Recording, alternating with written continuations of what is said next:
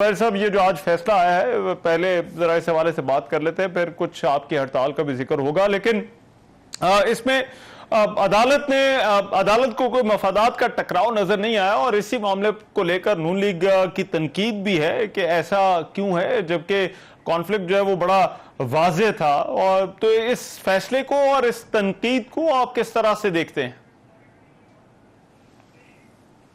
बिस्मिल्लाहिर्रहमानिर्रहीम। देखिए, इसका तनकीद करना तो हर इंसान का हक है, कोई जजमेंट आती है उस पर तनकीद की जा सकती है, लेकिन ये देखना है तनकीद ऐसी बात नहीं है। वो बाइस का एक एलिगेशन लगाई थी, कॉन्फ्लिक्ट ऑफ इंटरेस्ट की बात की थी। बाइस तो उन्होंने गवर्नमेंट ने प्लीड ही नहीं किया था।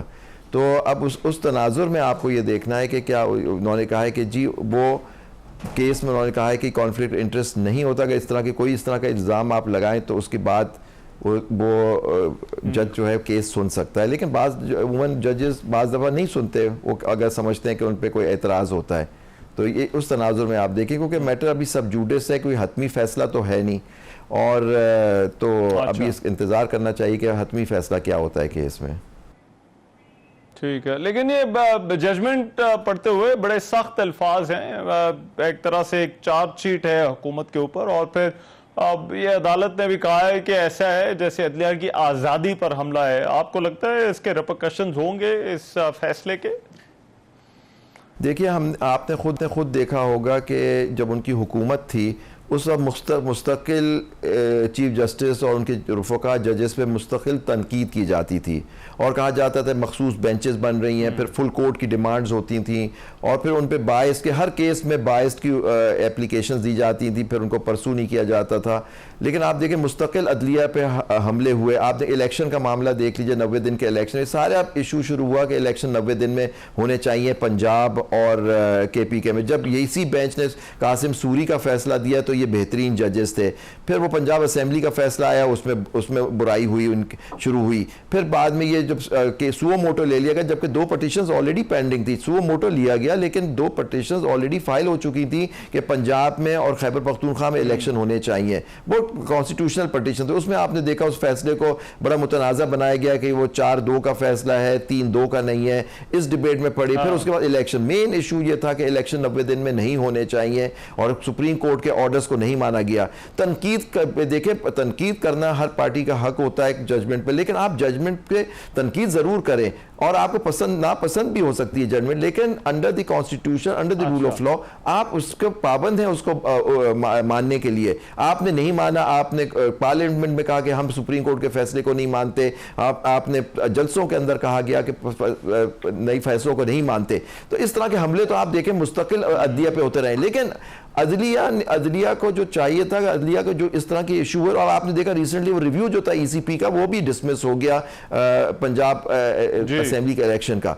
तो और इलेक्शन की पटिशन हम सुप्रीम कोर्ट बार ने फाइल की हुई है कि नेशनल इलेक्शन हो जाए, इसको भी डिले नहीं करना चाहिए। तो ये इन चीफ जस्टिस, हमारे जो चीफ जस्टिस जो रिटायर भी होने वाले हैं, हमारे मौजूद चीफ जस्टिस साहब, उन पर तो मुस्तकिल इन्होंने हमले किए हैं। तो उनको तो वो तो कहते हैं कि जी ये उनके खिलाफ है, लेकिन ये भूल जाते हैं कि कासिम सूरी फैसला भी उस बेंच ने किया था जिसकी सरबराही नहीं चीफ जस्टिस ने की थी, जिसकी वजह से नो कॉन्फिडेंस हुआ और इनकी हुकूमत बनी।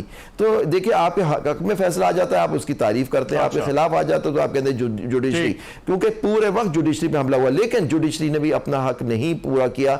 जब इस तरह के हमले हुए थे, आइन को तोड़ा गया, कानून को तोड़ा गया, सुप्रीम कोर्ट को एक्शन लेना चाहिए था उन लोगों के खिलाफ जिन्होंने ये आइन तोड़ा, जिसमें इलेक्शन कमीशन, गवर्नमेंट का जो लोग भी इसमें मुलव्वस थे उनके खिलाफ एक्शन लेना चाहिए था। ये कह देना एक्शन नहीं हुआ, इनके बढ़ते चले गए। और अब आप देखें आइन फिर टूटने जा रहा है जब नेशनल असेंबली की बातें हो रही हैं। आपके सारे लोग आके कह रहे हैं और इलेक्शन कमीशन कह रहा है कि 90 दिन में इलेक्शन नहीं हो सकते। सारा गेम तक इलेक्शन ना हो पंजाब में। लेकिन आप जुबैर साहब, इसमें एज ए लॉयर आप किस तरह से देखते हैं ये जो कॉन्फ्लिक्ट ऑफ इंटरेस्ट वाला मामला है? क्योंकि तनकीद ये हो रही है कि ये तय कर दिया है 3 जजेस ने कि अगर आपका अपना मामला भी हो, अपने किसी रिश्तेदार का मामला हो, तो आप उसके अंदर जो है वो उसको जज कर सकते हैं। तो ये चीज जो है वो एक आम हमारी फहम में ये बात है कि अगर ऐसा मामला हो तो जज जो है वो उस बेंच से या उससे अलग हो जाते हैं।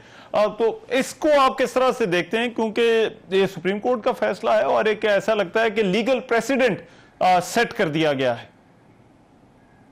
देखिए नहीं, बिल्कुल ऐसी पहली बात, ये 3 मेंबर बेंच का फैसला नहीं है, ये 5 मेंबर बेंच का फैसला है।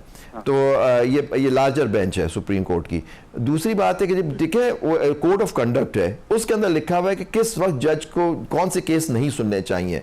कोर्ट ने उसकी तशरीह की है और केसेस नहीं समझा। लेकिन पहले आप सुने, जब एप्लीकेशन दी गई तो 3 जजों के खिलाफ, मौजूद जजों के खिलाफ दी गई, बाद में 2 के खिलाफ उन्होंने छोड़ दिया कि जी उनका हम नहीं एलिगेशन का, सिर्फ चीफ जस्टिस से कहा कि आप इस केस से अलग हो जाएं। उन्होंने उसको करते हुए कहा कि मेरा कोई इस तरह का मामला इन्वॉल्व नहीं है कि मैं इस केस का फैसला उससे नहीं कर सकता। लेकिन कोर्ट अब जैसे फाइनेंशियल मैटर्स हो या इस तरह की कोई चीजें इन्वॉल्व होती हैं या डायरेक्ट कोई होता है, उस पर मौजूद है प्रेसिडेंट्स। और देखिए उस जजमेंट तनकीद तो करना, आप कहा कि आप तक तनकीद कर रहे हैं, लेकिन आप देखिए कि उसके अंदर उन्होंने हवाले दिए हुए हैं कि इस वजह से मैं समझता हूं कि ये मैं सुन सकता हूं ये केस। लेकिन फिर भी इंडिविजुअल जजेस का होता है कि वो सुनना चाहते हैं या नहीं सुनना चाहते। अच्छा, राइट। लेकिन अभी आपकी जो हड़ताल का फैसला है, एक तो आपकी दरखास्त को नंबर अलॉट हो गया है, फिर भी ये हड़ताल क्यों करनी पड़ी और आगे ऑप्शंस क्या हैं? क्या ये वकला जिस तरह से इकट्ठे हैं, क्या इससे आगे जाकर कोई एहतजाज का ऐलान भी हो सकता है? ये 90 दिन के अंदर इंतखाबात कराने का मामला है। जी जी, नंबर तो काफ़ी दिन पहले अलॉट हो गया था, लेकिन अभी तक केस लगा नहीं है। देखिए ये हमने अगस्त में पिटीशन फाइल कर दी थी, जब क्योंकि हमने सीसीआई का जो डिसीजन था, फैसला था, उसको भी हमने चैलेंज किया। उसके तनाजुर में हमने कहा कि इलेक्शन 90 दिन के अंदर होने चाहिए और किसी तरह से डिलिमिटेशन को उसका बेसिस बना के उसको डिले नहीं करना चाहिए। और ये पिटीशन फाइल करने की और एक वजह थी कि हमने देखा था कि पंजाब असेंबली और खैबर पख्तूनख्वा असेंबली में किस तरह आइन को तोड़ा गया, आइन की पासदारी और कोर्ट के फैसले को नहीं माना गया। हमारी जो स्ट्रगल है वो रूल ऑफ लॉ और आइन की पासदारी के लिए है कि आइन सुप्रीम है, उसके अंदर पीरियड 90 दिन का दिया हुआ था, इलेक्शन 90 दिन के अंदर होने चाहिए हर हाल में। अगर नहीं होते तो वो आइन शिकनी होती है, आइन टूटता है। तो इस वजह से हम लोग किया। और हमने पहला हमारा था कि स्ट्राइक हम ये कर रहे हैं बताने के लिए कि जी हमने सारे एसोसिएशन से दरख्वास्त की। और मैं बहुत शुक्रगुजार हूं पाकिस्तान के गयूर वकला का, जो कल बड़ी तादाद में इस्लामाबाद में हम लोग जमा हुए हमारे कन्वेंशन में और भरपूर तरह से। उसके बाद हमने ये रेजोल्यूशन जो आपने शायद देखी हो, हमने ये पास की और स्ट्राइक की, हमने कहा कॉल दिए तो उन लोगों को जो लोग जो हैं तो उनको उस तक पैगाम पहुंचे कि हम वकला जो है इस मुल्क के वो आइन और कानून के साथ खड़े में हैं और अपने सुप्रीरियर जुडिशरी के साथ, बोले जुडिशरी के साथ हम लोग खड़े में। तो इंशाल्लाह, और हमने सबसे पहले ये किया, हमने कोर्ट के अंदर पिटीशन दाखिल की है और हम उम्मीद करते हैं ये केस जल्दी से लगाया जाए ताकि सुप्रीम कोर्ट बताए, ऑर्डर करे कि जी 90 दिन के अंदर इलेक्शन होता है, क्या डिलिमिटेशन को बेसिस बना के इस इलेक्शन को डिले किया जा सकता है या नहीं। तो ये हमारी कोशिश है, पहली कोशिश हमारी ये है कि हम अदालत में जाएं, वहां से कोर्ट को बावर कराएं कि जी हम ये कहते हैं कि इलेक्शन 90 दिन में होता है, डिलिमिटेशन की बेसिस पे नहीं होता, लेकिन फैसला अदालत को करना है आइन और कानून को देख के। ठीक है, बहुत शुक्रिया आबिद जुबैरी साहब, सदर सुप्रीम कोर्ट बार एसोसिएशन हमारे साथ मौजूद है। अभी एक ब्रेक लेते हैं, ब्रेक के बाद वापस आते हैं तो कुछ और खबरों की बात होगी।